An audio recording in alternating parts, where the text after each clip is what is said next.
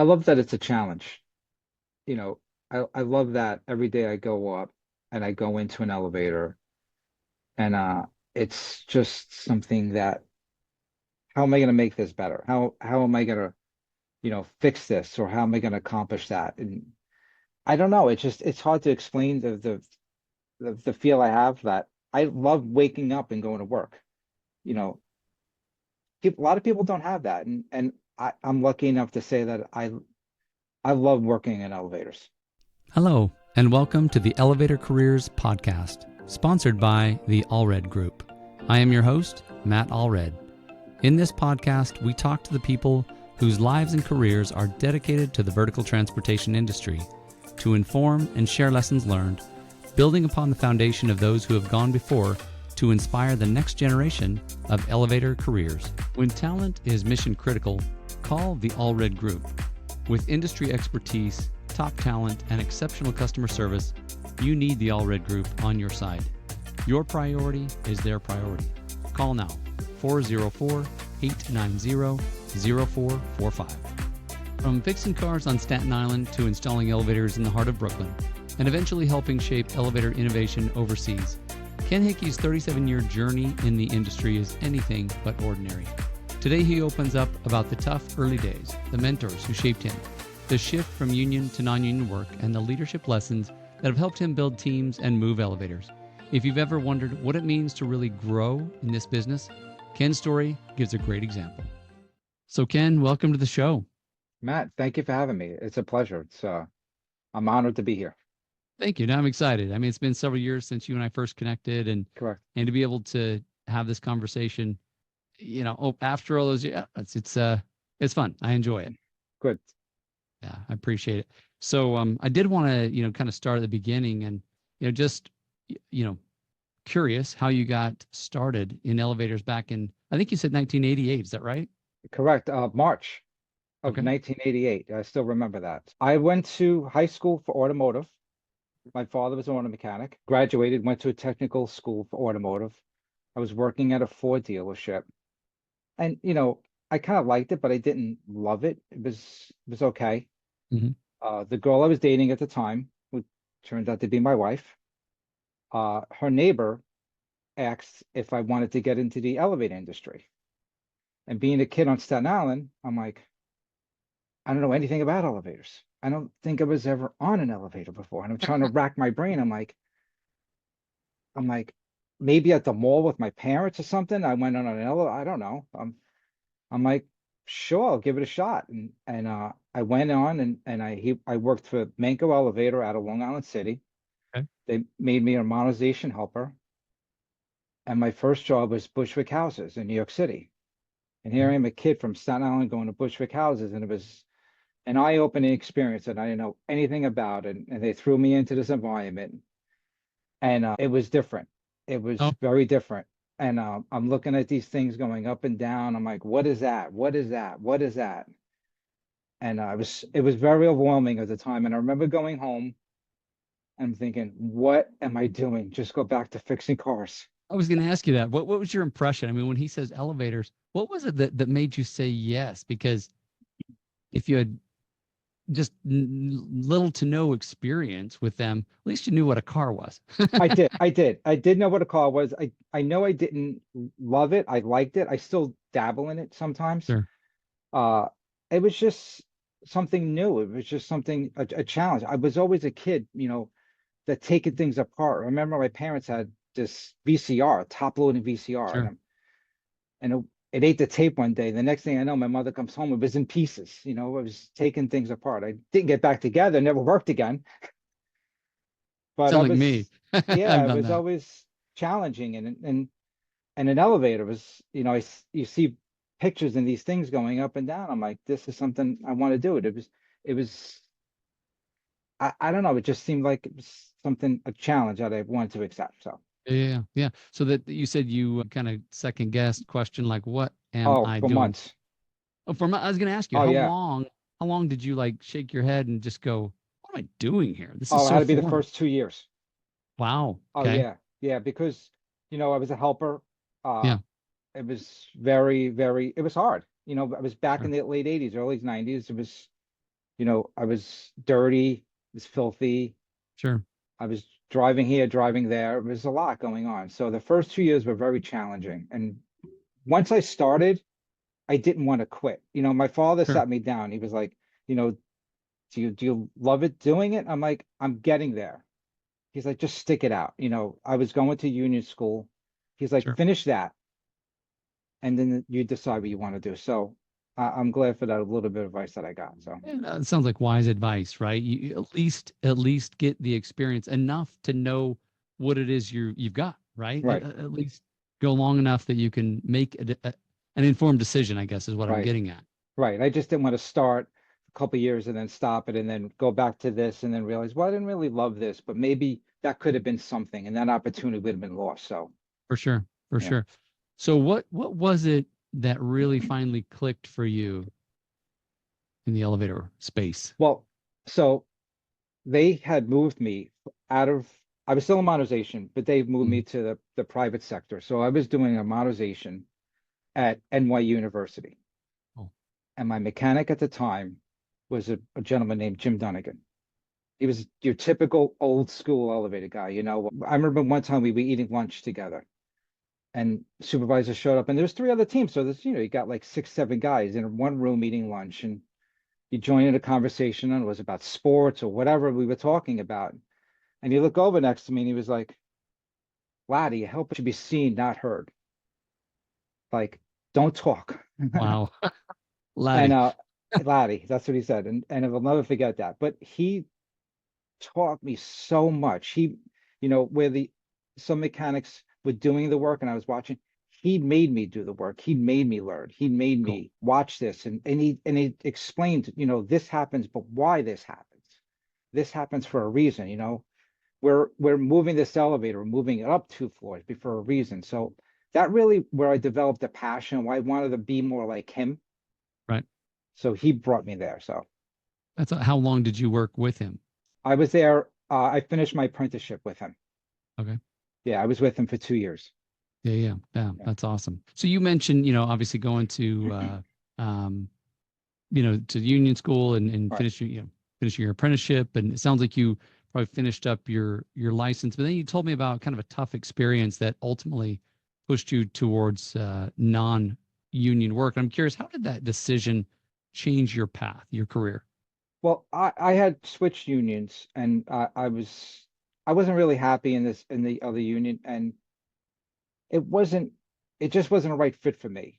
And Okay. the people around me, the management that was there, and I had other opportunities, other companies in the non-union that I did take advantage of. And I just thought it opened more of a door where I can not just do maintenance or I could just not do modernization, where I can do management or I can do some engineering work or I can do sales of the elevator, the more customer aspect of it.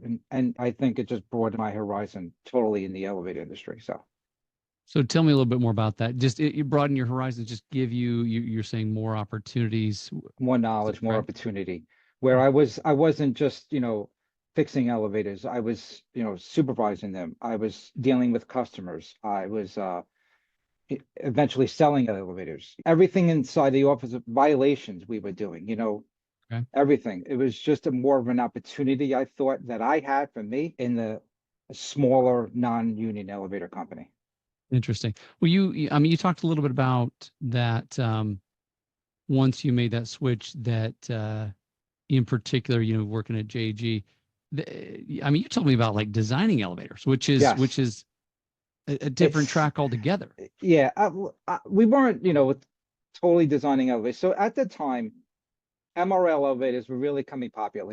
Otis had Okay. them, Thyssen had them, and the market in New York City was very non-competitive. It was the only non-proprietary equipment was a global Tardif equipment. Mhm. So we were installing LG Otis elevators, and that was a package from South Korea sold through Mm, Semco sure. in Pennsylvania. And they wanted to develop to get into the MRL package. Well, we had went to South Korea, a couple of us, was there 6 weeks. Cool. They had owned now I'm going to say the name of the city, Dongjeong City. I'm not I'll sure take your that's word for it. it's a long time, I knew like 3 words in Korean and I totally lost it. So uh we had developed they had developed an MRL elevator and we had kind of like made sure that we wanted to make it New York City approved. Mhm. So we brought our experience with what, New York City was needed to be approved to them, and we merged it together. And then we presented it to the New York City Department of Buildings. For an entire week, we went there with paperwork, engineering that we had, and we wanted to install it. And they approved the package, they approved our drawings. 16 weeks later, we installed one elevator in Williamsburg, Brooklyn. 6 weeks after that, we had six Department of Building inspectors with an acceptance test for 2 days expecting this elevator. Wow. And it passed. And Awesome. that it was great. It was wonderful. And all the fruits of that just came to this. I didn't think it would ever get done. I didn't think there was a chance that we were going to get this done. We were just a bunch of misfit guys from New Jersey, New York, going into Korea and developing the system that New York City would later approve. How did that come about? I mean, the opportunity to go to Korea for 6 weeks, how did that experience even come up on the radar and say, hey, let's buy tickets to Korea? I mean, I'm just curious. What was that? So the company HM Tech Mhm. was early, it was LG Otis. And then Okay.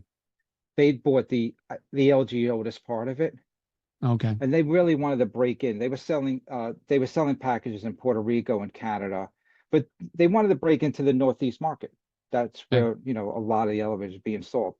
And since we had a connection through the LG, we had a Okay. couple of guys with us from South Korea. Okay. So that was really our connection to the gentleman, his name was Mr. Lee in South Korea. So he came here.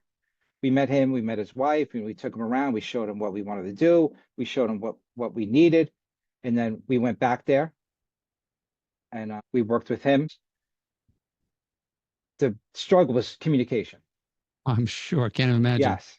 Sure. So once we overcome that with people who, could speak English, because there was no way we were learning, Korean, and there wasn't Google, like you could speak with the phone back then, interpreter, that wasn't happening. So once we overcome the obstacle of communication, then it just kind of just snowballed and we just kind of worked together.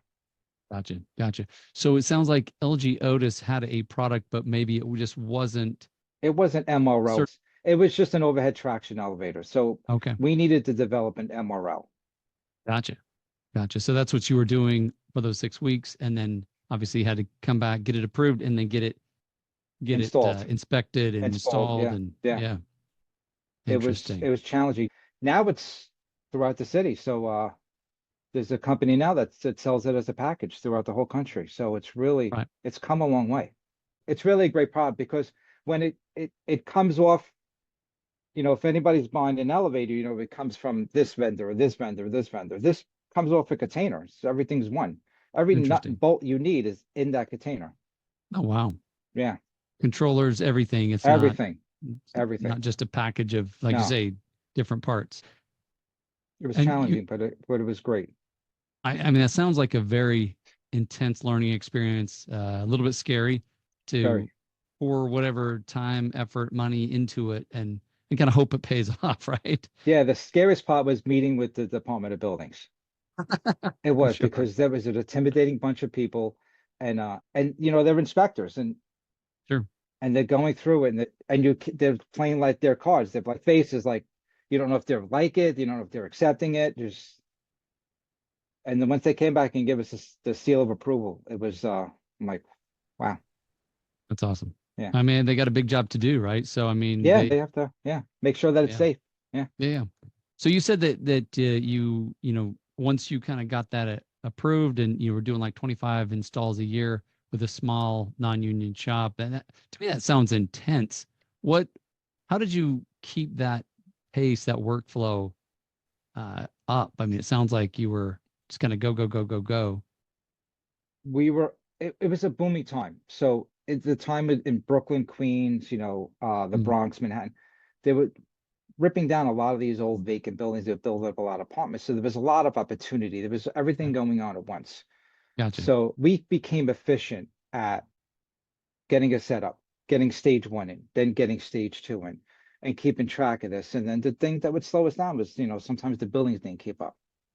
For sure. So it was once we had a momentum, it kind of all fell into place. And the people in the field were excellent, Sure. excellent. And we got efficient at getting stage one and getting stage two in. And once we became efficient at that, it all just kind of like meshed together. That's awesome. So was it all new install or did you do some mods with this as And well? it was all new install, Okay. which, new install is easier than mod. Yeah, as I understand, right? I've Yes. never done one, but Yeah, because you got a blank canvas. It's an open shaft. as long as it's plumb, right? Well, you make it plumb. You kind of like budget a little bit. So Got to. yeah, I'm sure. Yeah. yeah. No, that's awesome. So, you mentioned, kind of butting heads of the company and then learning a ton at another. Can you talk about how those experiences shaped your technical skills and even leadership perspective? The company I learned it obviously was GGL, right? I learned a ton. And then my consolidated elevator I was at for a while. And my leadership skills really took off then because I walked into a company that it was established, but it just needed a direction. So I wanted to give that company more of an identity, Hmm. a real leader behind who can talk to the customer, who could guide the people in the field, and just help educate the mechanics that are going on. And I was always a guy that, I want to teach you what I know. And listen, I don't know everything, Sure. but whatever useless knowledge is in my head, I will give it to you. And I have Right. a ton of useless elevator knowledge in my head. And I really wanted to give that out. And the owner really gave me the tools to make that happen and really trusted me to kind of take over and gave me the reins of, here it is, here's your maintenance department, your repair department, and you kind of go with it. So I'm really thankful for that. Yeah. Tell me how, just kind of let's peel that onion just a little bit because I think leadership is something that, it's not cut and dried. It's, there's obviously some art, some Mhm. nuance. What would you say was the most critical lesson you learned about leading others? It's listening to everybody, and everybody's an individual, and Sure. and nothing's a cookie cutter way of dealing with people, Mhm. and realizing that work is work and home is home, and trying to mesh that together was the most difficult aspect of it. And realizing you're talking to one person and you don't know what they're going through, Right. what's on their mind, how's their home life, then that affects everything. And just trying to listen to them and hear them out and be in their shoes. Right. So, but realize that, we come here and the job does have to get done. Right. And we have to focus on what we're doing. And if we're able to focus on what we're doing, we're going to be successful at the end of the day, and we're all going to go home. Yeah. And that was our main objective. So, For sure. For sure. Yeah. It sounds like, and what I'm kind of taking away is that yes, obviously the work is important, but you got to get to know somebody enough and they got to know you care about them enough that, hey, if things are breaking down at home, we need to talk about it. Or, you need a safe place, safe person to be able to share some concerns or some issues or whatever. Because to your point, everybody's not only individual, but, we're all people. We all have lives. We all have concerns. And to me, we go to work to try to take care of our lives, not mhm, the other way around, right? right. It's like just kind of keeping those priorities straight. Yeah. Uh, I just wanted to tell them that, you know, if we just act as a team, we just tell each other what's going on. If something's affecting you at home, it could affect you at work. And this is an industry where things could change in a moment. For sure. You know, it's it we're putting ourselves in sometimes in harm's way. where Sure. you need to focus on what you're doing. If we can't focus on what we're doing, then being there in that environment is not the right place. Yeah, yeah, yeah. You put everybody at risk, right? Yourself, your coworkers. I mean, you got to have The your head in general the public. game. Yeah, Yeah. yeah. Yep. Absolutely. Hey, everyone. Thank you for listening. This is Matt with a brief message from our sponsor. The Allred Group has been recruiting elevator industry talent for over 14 years. If you are looking to grow your business and hire great people, contact the Allred Group at allredgroup.com. That's ALLREDGROUP.com, and talk with Matt and his team about how they can assist you. And now back to the show. So you said you talked about some industry change and that it changed a lot when you started, and especially when it comes to training, mentorship, daily operations. What are some of the biggest changes that you've seen? Listen, I'm gonna sound like an old fuddy-duddy right now. The biggest change is the cell phone. Interesting. Okay. All right. It is such a distracting device. It's something that just takes, you're on top of an elevator, you're in the motor room, and you hear that beep beep or you hear the text tone going off, Sure. and you pick it up and then you're focusing on that, and you're not focused on what you're doing. I've done it. We've all done it. Sure. It's just something that can change at a moment's notice. And you tell yourself that it's like I try to tell everybody, it's like driving a car.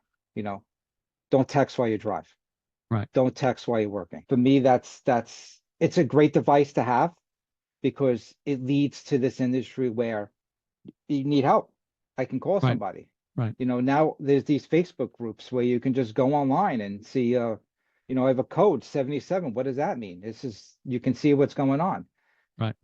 And it's a great tool to have, and it's like a double-edged sword. It can cut you at the second. So Yeah, and I hear you because I know of software. There's all kinds of information you can access, even beyond calling your buddy, right, right? And some of the software is even for the business is on your phone, right? That's phone, how you right. tell them what Mechanics you've done. And nowadays sure. are being dictated about where to go on their phone. Their Yep. phone's telling them your route. You have to go to 123 Main Street, then you're going here. Yep. And the phone is a necessity at the Yep. time, but we really have to get a balance of it. It's a good point. Have you seen? I'm guessing you have, but tell me about some experiences where you've seen a phone actually be a safety hazard. I went to a mechanic once, and I knew he was falling behind because someone was calling me complaining about, certain maintenance aspects that weren't going on. And I went upstairs, I went into the elevator room, and he was sitting on the bed plate of the machine with his headphones in, and he was watching a movie. Oh, wow. And I just tapped him on the shoulder, we got to go. So we brought him back to the office. We had a talk, we wrote him up.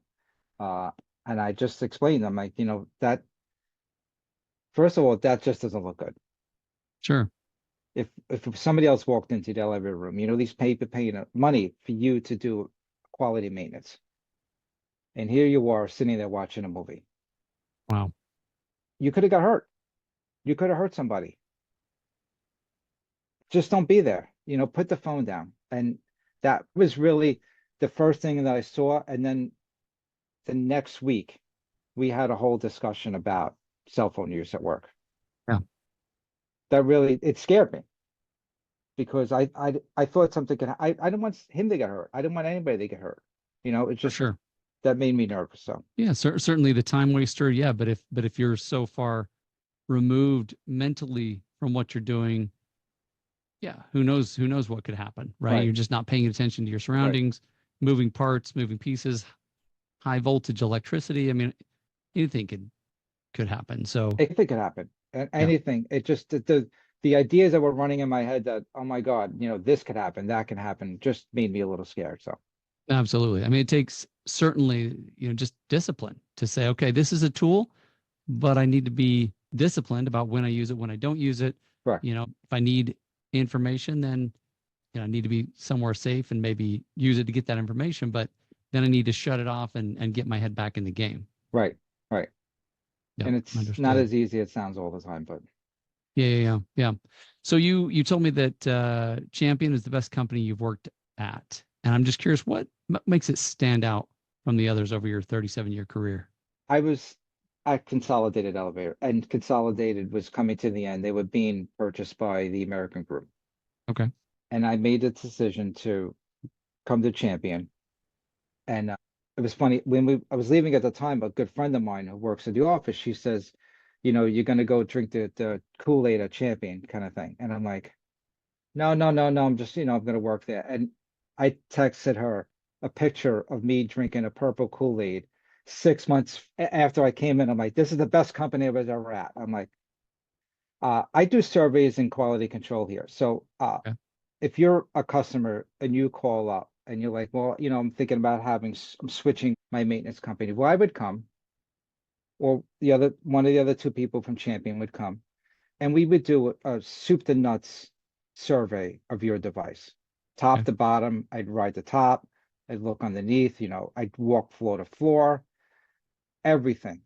I check everything because I want to make sure that if I put my name on something, that Champion doesn't get caught saying that they would take care of something that wasn't taken care of. Hmm. I send that full report with an email to Champion, to the sales department, to the repair department, and they listen to what I have to say. They take my advice. And they're like, well, so these ropes don't look great, but 3 years from now they're going to need changing. They listen to me, and it's not that other companies haven't listened to me. It's just I feel like this the sales team is working with me, the repair department's working. I, I feel like they value my opinion a lot, and I like that. So No, that's awesome. And not to, yeah, put anybody down at all. I like highlighting what works, what what is successful, and I mean, if it's something as simple as, hey, I feel valued, I feel listened to, I feel like my input counts for something, that's huge. it is, and you ask everybody a champion, you're going to get different answers. I understand that. I've been For around a sure. long time, but if you ask me about it, this is one of the better companies out there. Awesome. No, that's great. I'm glad you found some place that you feel valued, heard, listened to, and that your experience, your insights really matter. So, just kind of looking back on the beginning of your career, you said you grew up on Staten Island, didn't know if you'd even ridden an elevator. How do you reflect on that now, having spent your whole career working on them? I love it. I love every day of going to work. It sounds weird. It sounds geeky. I love the challenge. I love walking into different buildings every day. You see the different elevators, seeing Mhm. how they work. No 2 days are the same in this industry. Every day's different. You don't know what you're going to walk into, and it's just a challenge. It's just there's nothing more than I love than I walk into a building to do a modernization survey, and right away I'm looking, well, how are we getting it up there? How are we getting the elevator out? You know, how is this button coming off the wall? How are we going to lower this button? What's behind that wall? And what's in this door? How are we going to get this door off the track? And all these things are going through my head, and I just I just love it. And I write it all down, and I go to these places, and then people are like, what are you doing? I'm telling them how to do this and telling them how to do that. And he's like, that's the office problem. No, that's my problem. I want to give them as much information as possible to make them succeed. You know, Right. if Champion picks up this project, then we do better and I do better. That's how I look at it. Yeah. It's And I think it's great it's that you take that kind of ownership, right? That it's not just somebody else's problem, but hey, we're a team. We're going to do this right, together. We're going to win right. together. We're going to succeed because we're all given just a little bit more to make this sure that this happens. I love the camaraderie in this business. I have people who I've worked with for 10, 15 years, and we call each other up all the time. And like, hey, I got a problem with this, or I got a problem with that. And I walked into a Kone controller before the other day. I'd never seen this thing before. Hmm. I knew I called up and I'm FaceTiming and I'm like, what is this? How does this work? And he was Right. explaining it to me. It's something that I really truly like about this business. I think, you know, I don't know how it is everywhere, but we all kind of look out for each other. We walk through, we do a survey with people, and we're all pointing, hey, you know what? I seen this, I seen that, and I do like that about it. And we're all here. We're here to do a job, and we're here to be successful, and we want to do the best. What it reminds me of is it's kind of like that old saying, it takes a village to raise a child. And what you're bringing to mind is that it takes a village to take care of elevators It because does. no one person has all the answers. And No. so as a village, we're having to come together, ask each other, you know, show each other what I'm seeing and listen to what they're seeing. And as a whole, we can make it work. But if it's just Yes. up to one person, it's not going to work. No. My job and everybody's job is to educate everybody about what we know. Right. Me holding all this knowledge in isn't going to do anybody any good. The Yep. next generation of elevated people coming out, you know, maybe they've never seen, a Westinghouse or an Otis flathead drum machine. They Yep. walk into this basement. I'm like, what is that? I'm like, and you explain, some people have never seen a generator. Yep. And you try to explain to them, well, this is how it works. That's how it works. And I really like doing that. So I kind of get off on that. It's awesome. So, what would you say is one of the most impactful stories that you can share from your career thus far? One of the things that impacted you most deeply? So back at JG Elevator, we used to have weekly safety meetings. And we talked about experiences that we saw in the field and things that we see and things that we accomplish and things that we potentially try to foresee what we're going to run into. And we had one of the mechanics, he decided to leave. He went to another company. And he was at this other company, I'm guessing for about a year, and somebody got hurt. Mm. And he was almost put into position by the person who got hurt that they wanted him to do something, and he didn't feel comfortable doing it. Mm. And it led to the other person getting hurt. And he called me up, and I heard about the accident. And I reached out to him, but he didn't get back to me. And then he got back to me, and he's like, "Oh, I want to thank you, for those weekly safety meetings." He's like, "I think that it helped me a lot because you always told us that if you don't feel comfortable doing something, don't do it." Right. And he didn't do it. And that really, that brought it home to me that, first, wow, they're listening to me, Right. and this is making a difference. So after that, I continued to do it wherever I go. Every week we would have meetings and talk, at Consolidated Elevator. I would bring guys in on Friday. We start at 8 o'clock, and I'm like, I'm gonna have a controller class at 7 o'clock. If you guys want to come in, I'll share my knowledge of what I know. We had a makeshift controller set up.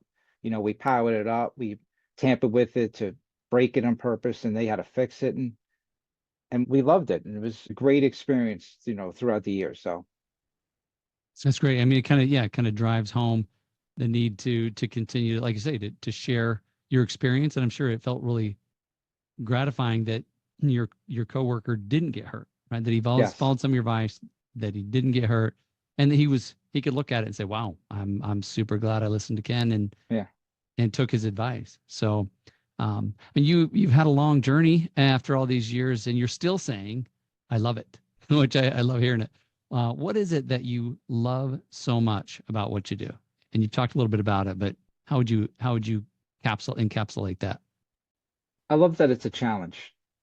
You know, I love that every day I go up and I go into an elevator and it's just something that how am I going to make this better? How am I going to, fix this or how am I going to accomplish that? And I don't know. It's hard to explain the feel I have that I love waking up and going to work. You know, a lot of people don't have that. And I'm lucky enough to say that I love working in elevators. I think not only do a lot of people not have it, they probably look at you sideways and go, "How can you say that?" Right? And that's part of the reason I ask the question because I think it's important to convey to others who maybe have a similar skill set and passion to you. Maybe they still haven't found their place, but the elevator industry to me is a place where a lot of people really love what they do, and so maybe calling on other talented individuals to, hey, take a look at the elevator industry because you can kind of write a ticket a lot of different directions based on what you've learned, and you could do a lot of different things, right? You're choosing to do what you're doing right now, but because you have the skill set, you could go a lot of different directions with it if that's what you want to do. Oh, there's a ton of directions you can go into, to sales, to engineering, to violations, Consulting management, for sure. consulting. That hopefully, that's my next venture, a couple years from down the road. But that's always something that's you can go into testing, and there's so many branches of this industry that can reach out to different people and tap into what they think and what they like, that this industry can get everybody together. I just think that there's something for everybody here. That's awesome. So, last question for you, Ken. What advice would you give to someone who is maybe just starting out, or maybe they are even considering going into the Elevators, elevator trade? Yeah. I would say just come and give it your all. You know, I made sure I gave it all I had. There was sacrifices along the way. There was time away from the family in the beginning, uh, long hours, but whatever I put into it, I got out of it. I, I, I put a lot of effort into this, and I think if you put a lot of effort into it, if you're really passionate about whatever you're doing, just put effort into something that you're doing, and you're going to get something out of it. If you don't put anything into this, you're just going to go from here, there, and you're not really going to make a career out of it. It'll be just a job, just a paycheck. We used to say Yeah. it's this guy's just in it for the paycheck. Well, I'm in it for a career. That's different, I think. Uh, um, I don't want to say you have to love what you're doing. You really have to like this business. It's a strange industry. It really is. It's changed a lot. It's changing every day. The office aspect of it, is expanding. Right. Back in the 80s when I was there, I hate to say this, there wasn't any women in the office. They're in the field now. I think it's wonderful. I tried to get my daughter here. Right. My youngest she's, school's not for everybody. I'm like, come into the elevator industry. I'm thinking about getting her in the business. I think it's great. Good. Good. And it sounds like what I'm taking away is that if you put your heart into it, Good you're gonna things will be happen. rewarded You greatly. will be. It is a rewarding business, not just financially. It's just you see something that you can take care of and it's working. It's a functioning device moving people safely through a building. That when I walked into this building, there was either nothing there or it wasn't working. And now this device is actually working and doing the job it's supposed to be doing because of me. There's no better feeling than that. So Awesome. Ken, thank you so much. I appreciate your time. Glad we could talk through this and stay safe out there as you continue to build your career. thank you, Matt. I'm sure I'll be in touch. I'm honored to be here. Thank you. Thank I you. can't express my thankfulness enough. Thank you. Thank you for listening to the Elevator Careers Podcast, sponsored by the Allred Group, a leader in elevator industry recruiting. Please visit our YouTube channel at Elevator Careers or check us out online at elevatorcareers.net. Please like and subscribe, and until next time, stay safe.